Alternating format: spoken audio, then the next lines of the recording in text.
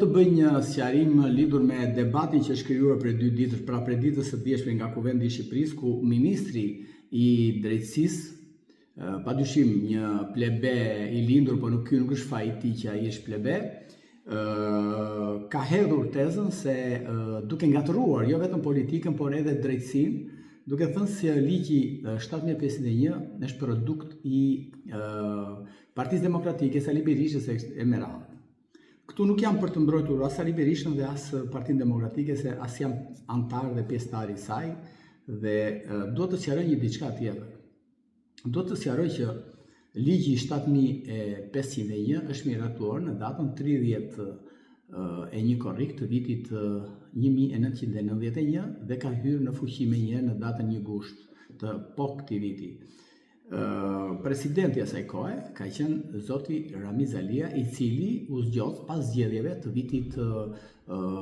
të 31 marsit të vitit 1991. Dhe parlamenti i kohës, prej mos gaboj 250 deputetësh, përbëj nga 175 deputet të Partisë Socialiste dhe 75 deputet të Partisë Demokratike ose të opozitës në tërësi të kohës. Dhe kështu që ky ligj u miratua padyshim me forcën e kartonit dhe me miratimin e presidentit Ramiz Alia. Natyrisht që ky ishte një ligj i cili u dha në përdorim tokën atyre të cilët punonin në kooperativa apo në fermat bujqësore, por më pas pati dhe zhvillime të tjera. E sigurt që në vitin 1992, kur Partia Demokratike mori pushtetin, duhej të ndryshonte, thonë qytetarët, ligjin dhe të merrnin tokat pronarët. Unë jam një nga ata pronarë të prekur, padyshim, nga ligji 7501 dhe vazhdoj të jem akoma i prekur nga ai ligj, pasi nuk po realizoj dot kthimin e pronave të parëve të trashëguara nga të parët e mi. Nuk kam asnjë lloj dyshimi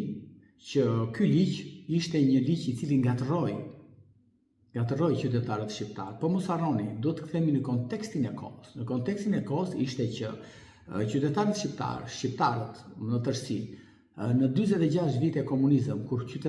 populli ishte në një skllavërim total, ishte në një mungesë totale të lirisë, në një mungesë totale të drejtave më minimale, mungesë totale të ushqimit, po deshët ju, sepse mos harroni që 70% e popullatës jetonte në fshat dhe hante bukmisri,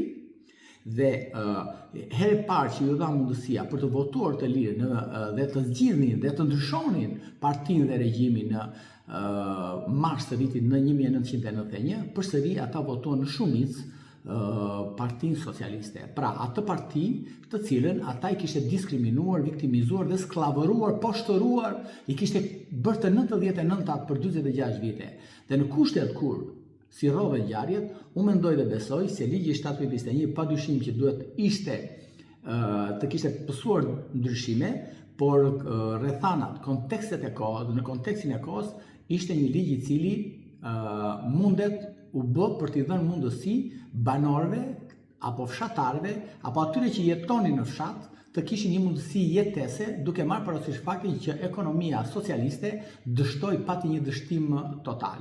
Padyshim që me këtë ligj u abuzua më pas, u abuzua sepse në vitin 1993 u miratua ligji për kthimin dhe kopëzimin të pronës. Padyshim që ligjet filluan të mbivendosnin njëri tjetrin, filluan të binin ndesh me njëri tjetrin, por mos harrojmë batërdia që është bërë nëpër qendrat administrative, në komuna, në bashki, në drejtoritë e qarqeve të menaxhimit të tokës, dhe duke vazhduar kjo deri në ditën e sotme, ku kryeministri i Shqipërisë tokat e lira, qofshin këto bujqësore ose jo, po ja jep me koncesion, po ja jep me PPP, po ja jep si investitor strategjik, po ja jep me paketën e maleve e kështu me radhë të gjithë banditëve që janë afër tij. Kështu që unë nuk dua të them që politika, Partia Demokratike nuk kishte faj, pa dyshimon, Partia Demokratike kishte fajet e saj, politika në tërësi kishte fajet e saj, por mos harroni, dinamika e ngjarjeve, rrjedha e ngjarjeve viti 1997, që ishte një revolucion bolshevik, prishi çdo ekuilibër social,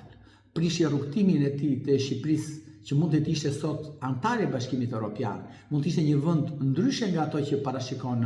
që që jemi sot. Dhe kështu që rrethana, dinamika e ngjarjeve bëri që sot ne të vuajmë pasojat e ligjeve, e mbivendosjeve të ligjeve e kështu me radhë. Prandaj edhe një herë miq, i them ministrit të drejtësisë që ligji 751 është votuar, është ideuar, është votuar nga partia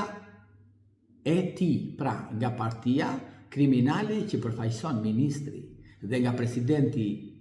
vrastar siç ishte Ramiz Alia.